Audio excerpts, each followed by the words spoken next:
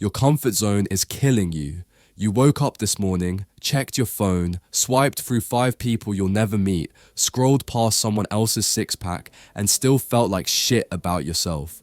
You drank your coffee with a splash of regret, nodded your way through another meeting that drained your soul, then did absolutely nothing about that business idea, passion, or relationship you said you changed 6 months ago. Why? Because you're scared. Scared to start, scared to fail, scared of what your mom, your ex, or some stranger online might think. And if you keep waiting for the fear to magically go away before you do anything, then congrats. You've signed up for a lifetime subscription to feeling stuck. But here's the truth no one told you. The fear never goes away, and that's why you need to read this book and hear this breakdown. Today's book, Feel the Fear and Do It Anyway. Author, Dr. Susan Jeffers, PhD, psychologist, and someone who didn't just study fear, she lived it. Published 1987, and still more relevant than half the self-help books pumped out last week. Let's get something straight. This isn't a motivational quote poster in book form. This book is a surgical manual for rewiring your mind. It tells you the truth your therapist is too scared to say out loud. You're not broken, you're just untrained.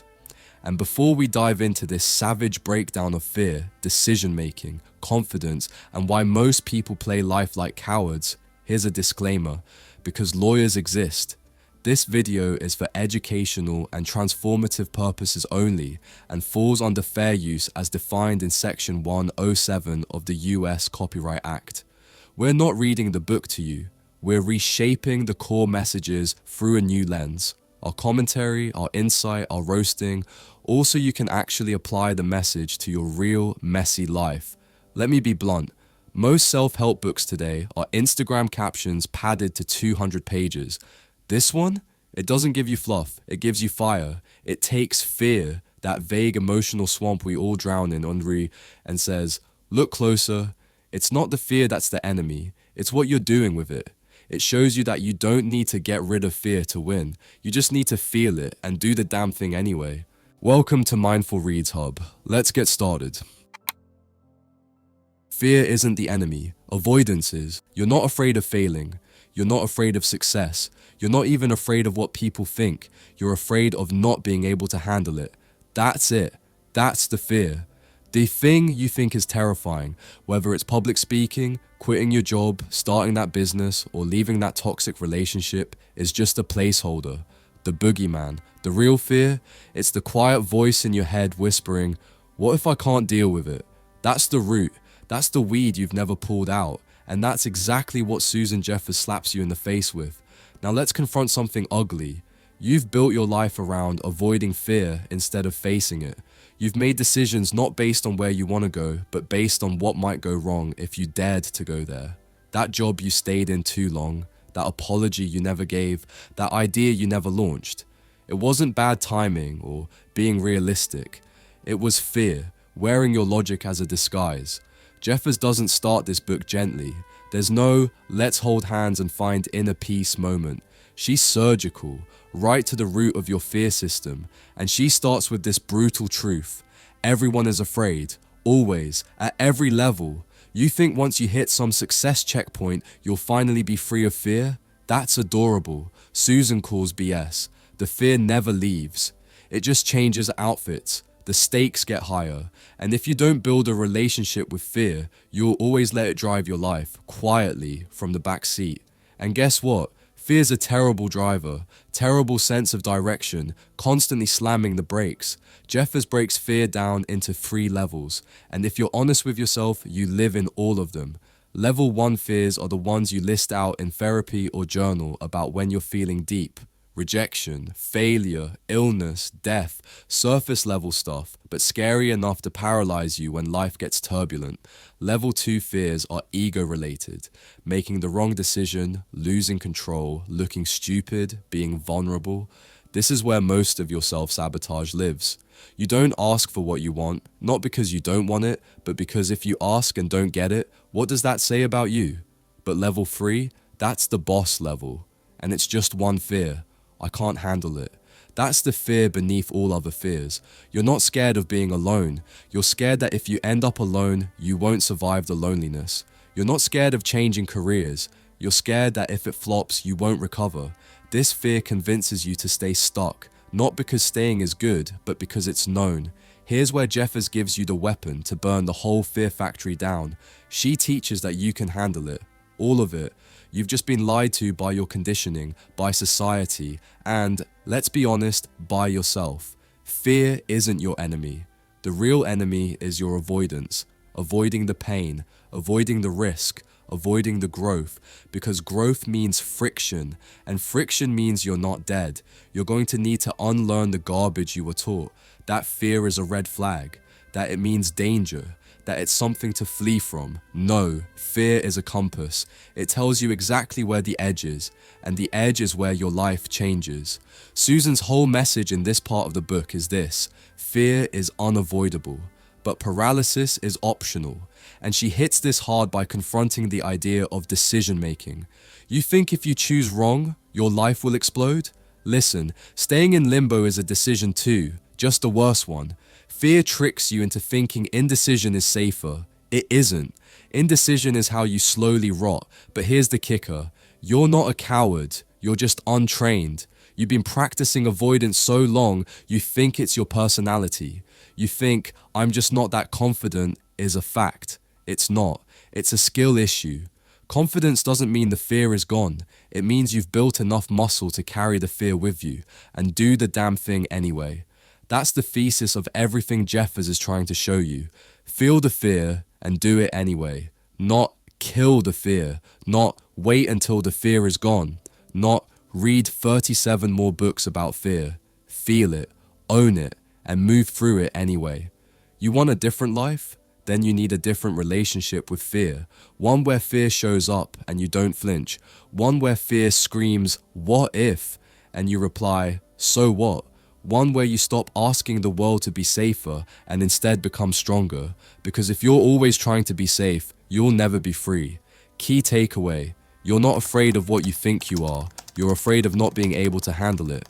Once you accept that you can and will handle whatever life throws at you, fear loses its grip. The only way out is through. Favorite quote: if you knew you could handle anything that came your way, what would you possibly have to fear? Stop waiting to feel ready. Let's get one thing straight. You don't need more time, more planning, or another damn motivational quote to take action. What you really need is a shovel. Not a physical one, a mental one. Because you've buried your power under 18 layers of "I'm not ready yet," and it's time to dig that thing out before life just leaves you there, stuck in your excuses, looking like a tombstone with a to-do list.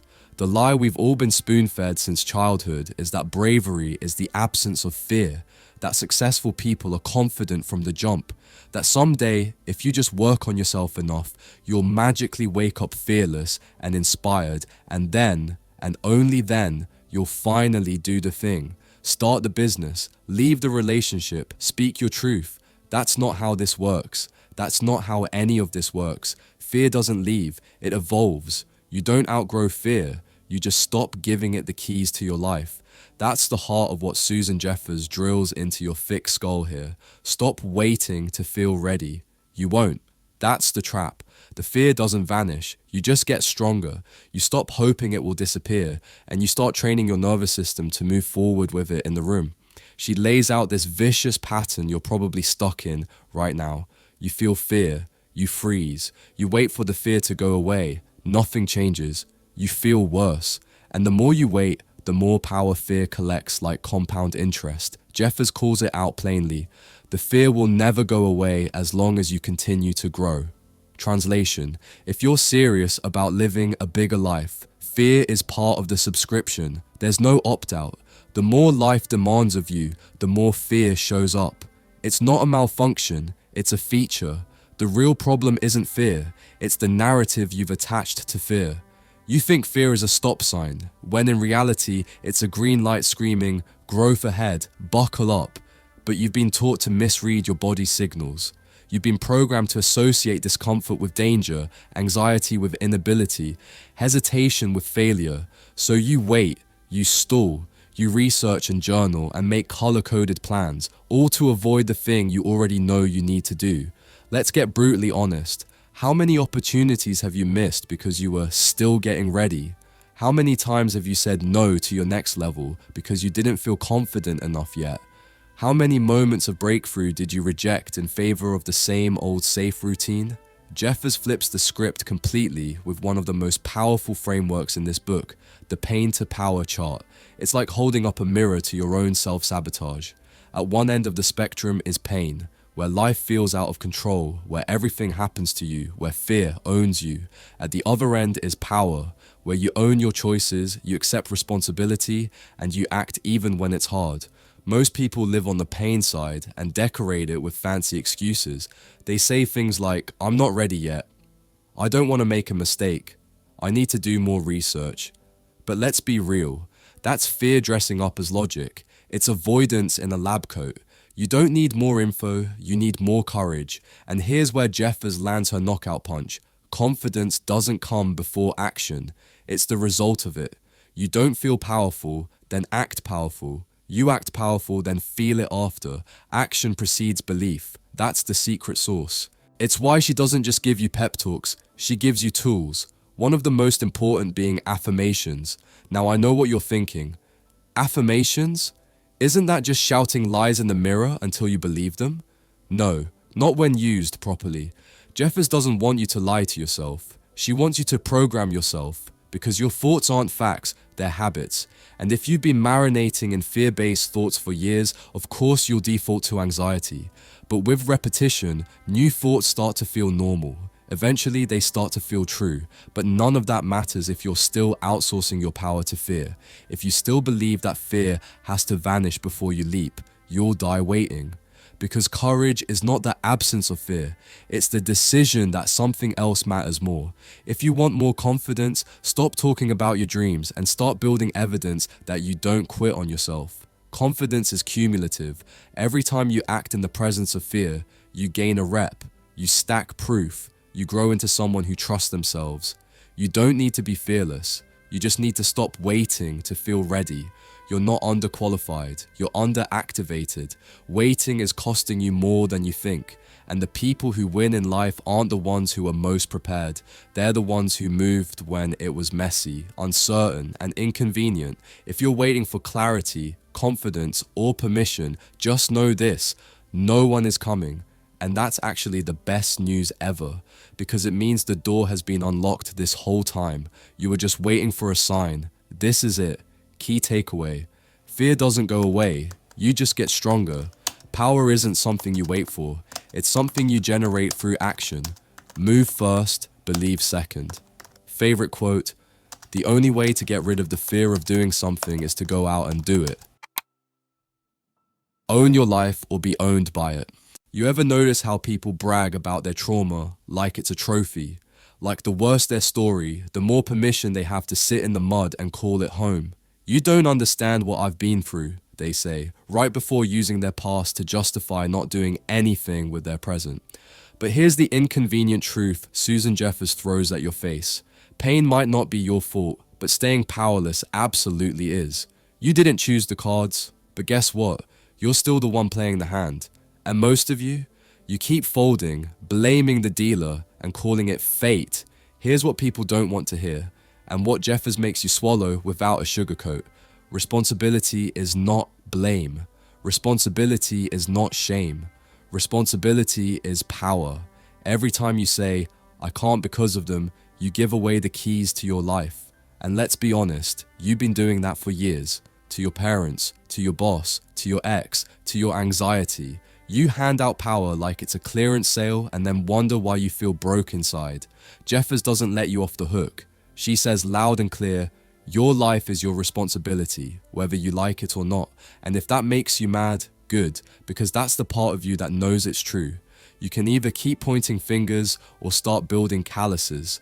And if you're still playing the victim because it's more comfortable than changing, that's fine.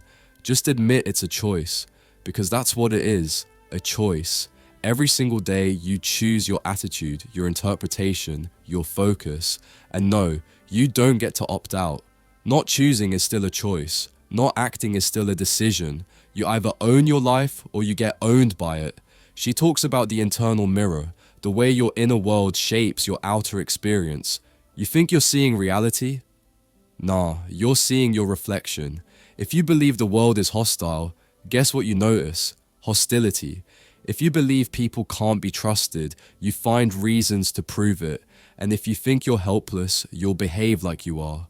It's a self-fulfilling prophecy, and you're the author of it. Here's the twist. This isn't about blame. It's about liberation. Jeffers isn't shaming you. She's handing you the master key. She's saying, you've been living like a hostage, but the door was never locked. All you had to do was stop waiting for someone to save you and walk the hell out. Because the second you say, it's all on me, not in a masochistic, shame-drenched way, but in a radical, soul-wrenching way, you become untouchable. Not because life gets easier, but because you get harder to knock down. But most people aren't ready for that kind of ownership. They want transformation without confrontation. They want change without challenge. They want to be powerful without doing anything powerful. And it doesn't work like that. You don't get muscles from watching gym videos. You don't get healed by blaming the wound. You don't get freedom by whining about your cage. She also drops this bomb. The way you respond to events is your life, not the events themselves. You can't control everything, but you can control how you interpret and respond to what hits you. And interpretation is everything. If you see yourself as a perpetual victim, then every problem is proof that life's unfair. But if you see yourself as the creator of your experience, every problem becomes a playground for power. And let's not ignore the mirror part. Jeffers really pushes this idea that your external world reflects your internal beliefs. If you see chaos, maybe you are chaos. If everyone seems to reject you, maybe you're projecting rejection before they even speak. Your beliefs are like colored lenses. You don't see the world as it is, you see it as you are. And that should terrify you if you're walking around bitter, resentful, and small. People talk about manifestation like it's magic. It's not, it's mechanics. You become what you repeatedly focus on. You attract what you expect. You filter life through the blueprint you wrote years ago, probably unconsciously, and probably based on someone else's limitations. Jeffers' challenge is to update the damn blueprint. Stop using someone else's trauma as your compass. Here's the part that will sting. If you're not consciously creating your experience, you're unconsciously repeating someone else's. You're not free. You're reenacting scripts you didn't even write. You think you're making choices, but really you're reacting from fear. And fear-based decisions are rarely wise. They're just safe. Or worse, familiar. And familiar doesn't mean functional. This whole section is one giant slap in the face to your victim mindset. It's not gentle. It's not sweet. It's not soft. Because you don't need coddling. You need clarity. You need someone to say, yes, what happened to you hurt, but you get to choose what happens next. That's the whole point. You're not powerless unless you agree to be. That's the agreement most people make with fear. I'll stay small if you keep me safe. But guess what? That contract is a lie, and you're allowed to break it. Key takeaway, you don't need to be at fault to take full responsibility. Power begins when blame ends. You either own your experience or your experience owns you. Your life is the result of your choices, and your refusal to make them is still a choice. Favorite quote, taking responsibility means never blaming anyone else for anything you're being, doing, having, or feeling. Outgrow the box they built for you. Let's talk about the real reason you're stuck. You're more loyal to other people's comfort than your own progress. You play small not because you're incapable, but because you're afraid of what they might say if you actually dared to grow. Who's they? The invisible jury in your head, your family, your friends, your co-workers, your ex from 3 years ago who still watches your stories. You've made an entire identity out of keeping the peace, staying agreeable, and not rocking the boat. But here's the thing, the boat is sinking, and playing it safe is not saving you, it's suffocating you. You say things like, I just don't want to upset anyone. Translation, you're scared of being too big for the space they gave you. And that's what Susan Jeffers rips apart here.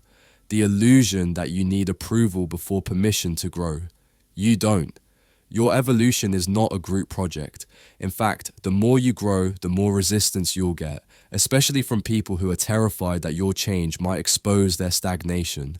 You've been programmed to believe that choosing yourself is selfish, but self-betrayal isn't noble, it's cowardly. You make yourself small so others won't feel insecure. You dim your light so theirs doesn't look weak. But here's the brutal truth. Nobody wins when you pretend to be less than you are. Your silence doesn't protect anyone. It just delays your becoming. Jeffers puts this under a microscope. People don't fear success. They fear the consequences of success. The attention, the pressure, the alienation, the expectation to keep leveling up. It's not the growth itself. It's how that growth might disrupt the emotional contracts you've made with the people around you. And let's be honest, some of those contracts are built on the condition that you don't change, that you stay small, agreeable, and predictable. But predictable is just another word for boring. And if your life feels dull, it's because you've outsourced your decisions to keep someone else comfortable. But the most dangerous trap Jeffers exposes is the myth of the right decision. You've been paralyzed by choice, not because the options are bad, but because you think there's one perfect, risk-free, lossless path. Spoiler, there isn't. Every decision has trade-offs. Every path comes with fear, and every moment you hesitate, waiting for some magical sign from the universe, is a moment of your life bleeding out while you clutch the illusion of certainty. The idea that you need to find a no-risk decision is a lie, and she replaces that lie with something powerful, the concept of a no-lose decision. That means there's no such thing as a bad choice, just different kinds of lessons. If you make a move and it works, you grow. If you make a move and it flops, you still grow. There is no losing unless you refuse to play. You think you're protecting your future by obsessing over options, but really, you're just afraid to commit. Because commitment means accountability. It means you have to stop blaming circumstances and start shaping them. And that's too heavy a burden for people who still need someone else to validate their every step. She also breaks the illusion that you can think your way into clarity. Analysis is great until it becomes paralysis. You don't gain clarity and then act. You act and then clarity shows up. That's how movement works. The truth is, you'll never feel fully ready. And the people who are making bold decisions, they aren't more prepared. They're just more willing to take the first step into the fog.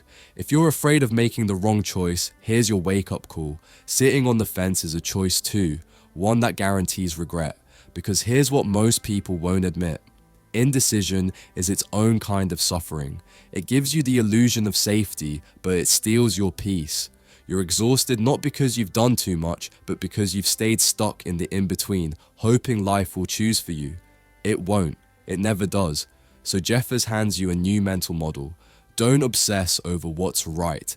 Ask what aligns, what expands, what challenges, what moves you closer to the life you're pretending you don't want too much, just in case you don't get it. The truth is, growth will upset people. It will change dynamics.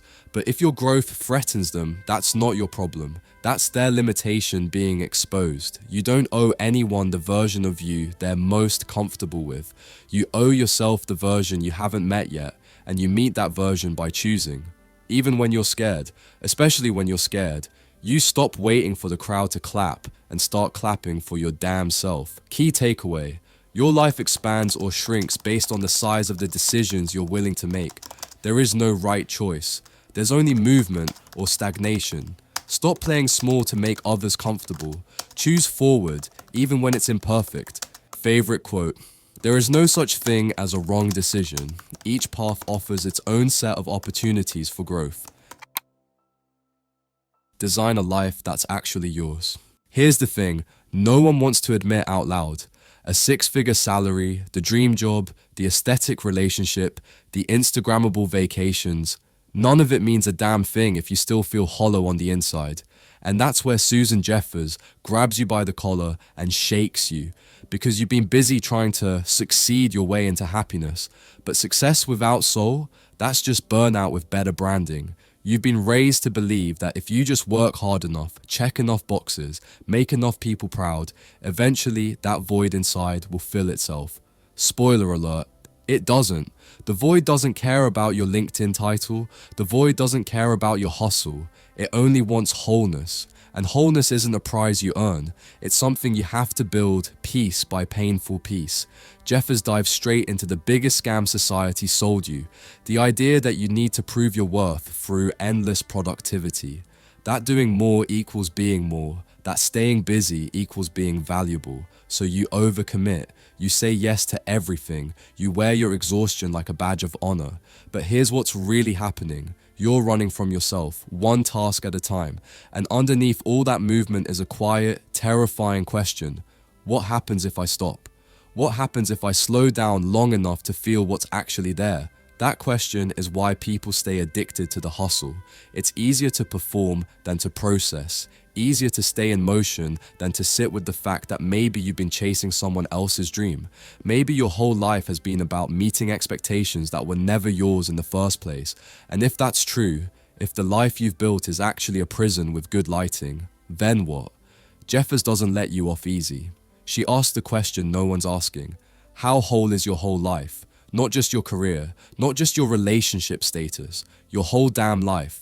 Are you nourishing your body, your friendships, your creativity, your growth, your joy? Or have you turned your life into one long to-do list that impresses everyone but fulfills no one, especially you?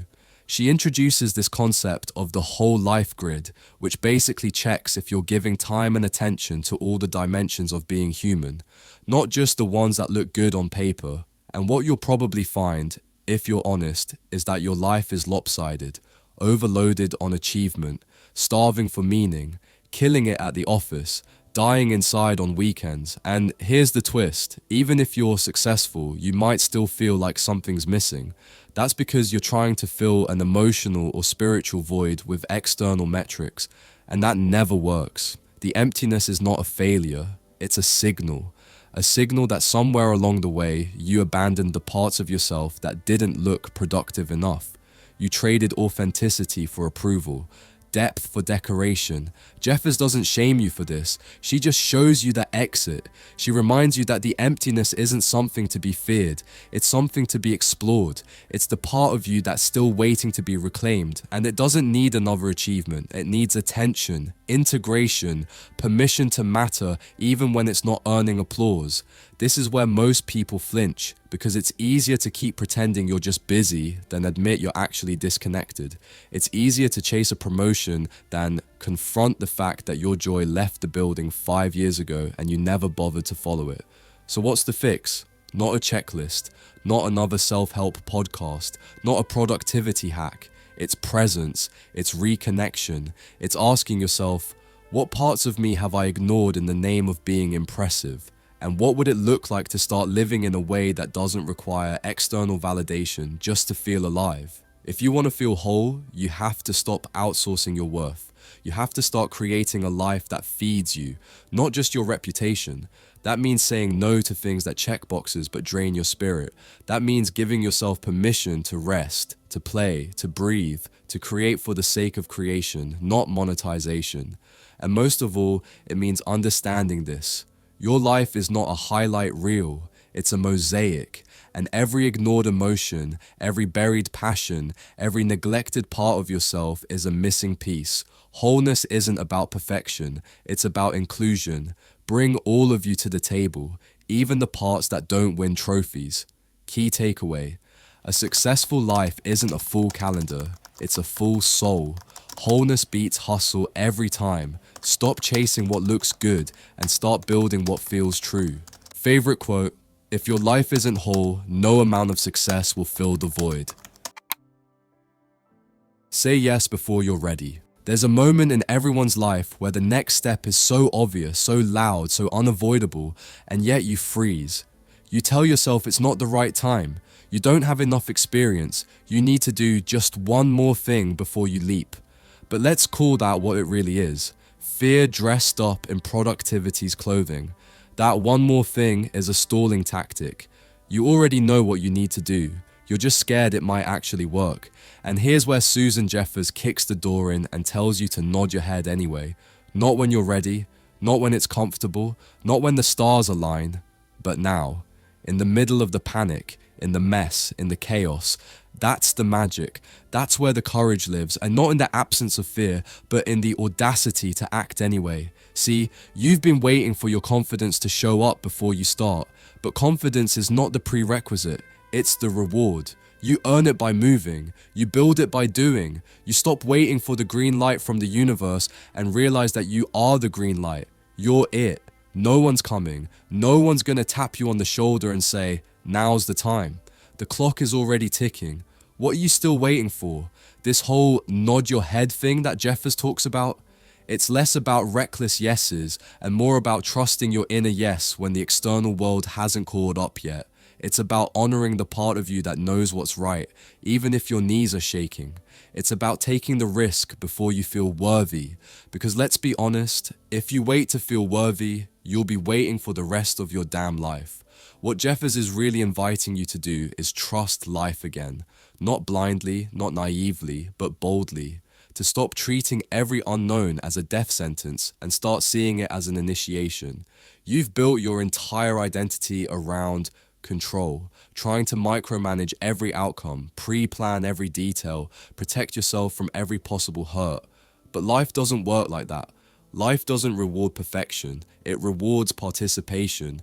So many people live in this fortress of fear. They think if they just stay behind the walls, never risk too much, never love too deep, never commit too hard, they'll be safe. But safe is a prison when it comes at the cost of aliveness. You don't need more safety. You need more trust in yourself, in the process, in the people who show up for you, even when you can't fully show up for yourself. Jeffers flips the entire narrative around fear and trust. Most people think trust is earned. She says no, trust is chosen. You either live with a clenched fist, expecting betrayal, or you live with an open palm, willing to believe that not everyone is out to hurt you, that life might actually be conspiring for you. But you don't get the evidence until you take the leap. You don't get the payoff until you say yes before you're ready. And here's the truth nobody wants to admit. Staying in your head is the safest place to die slowly. It's where your dreams go to suffocate under the weight of what-ifs and hypothetical disasters. The longer you think about taking the leap, the scarier it becomes. Your brain isn't designed to make you happy. It's designed to keep you alive. And alive to your brain just means same as yesterday. That's why growth feels like death. Because it is, in a way. The death of the version of you who needed to be small to survive. But saying yes cracks that identity open. It makes space for the bigger self, the one who's been buried under anxiety and excuses and overthinking. That self isn't fearless. It's just done being ruled by fear. It's done negotiating with limitations. It's done waiting for life to give it permission. Saying yes is a declaration, a rebellion, a middle finger to the part of you that wants to shrink. It's not about being reckless.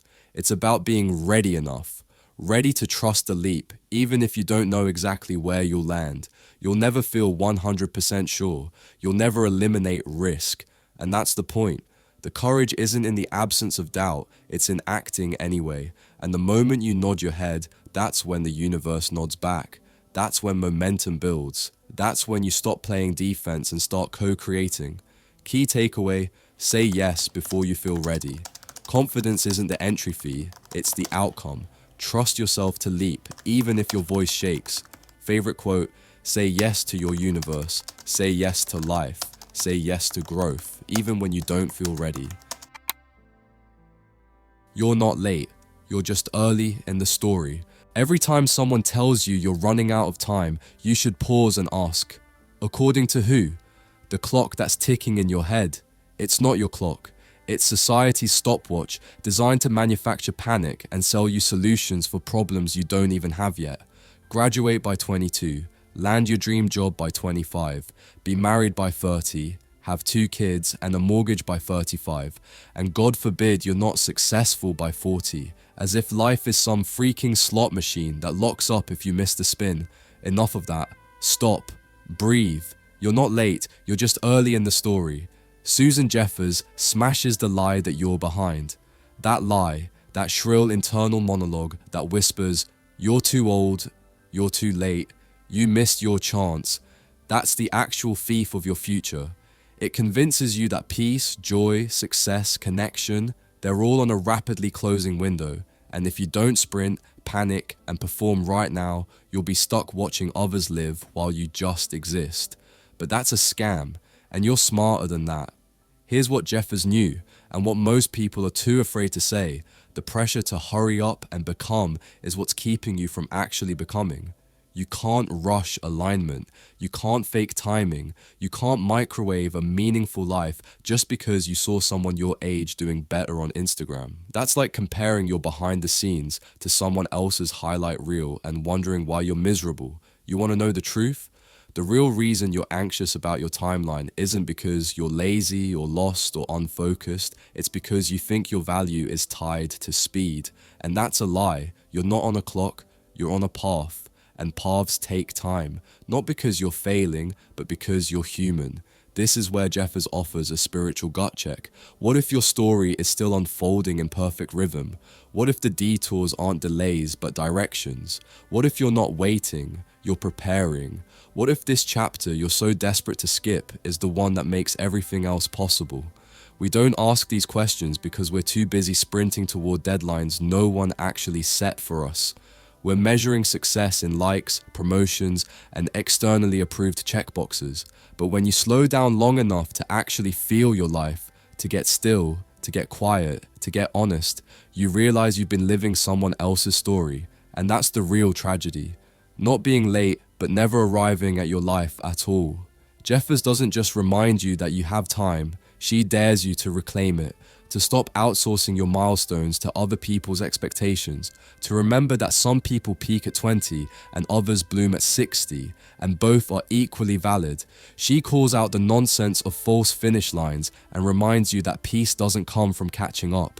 It comes from coming home, to yourself.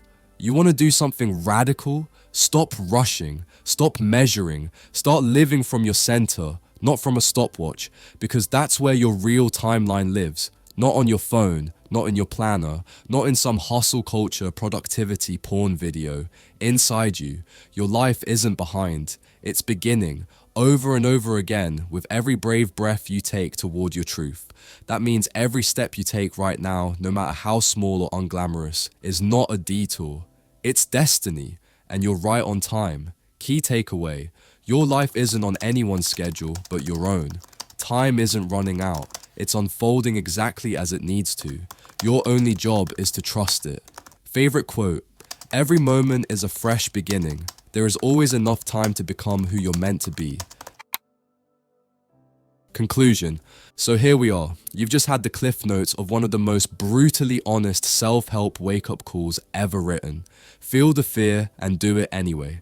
And if you were listening closely, you've realized this isn't a book about eliminating fear.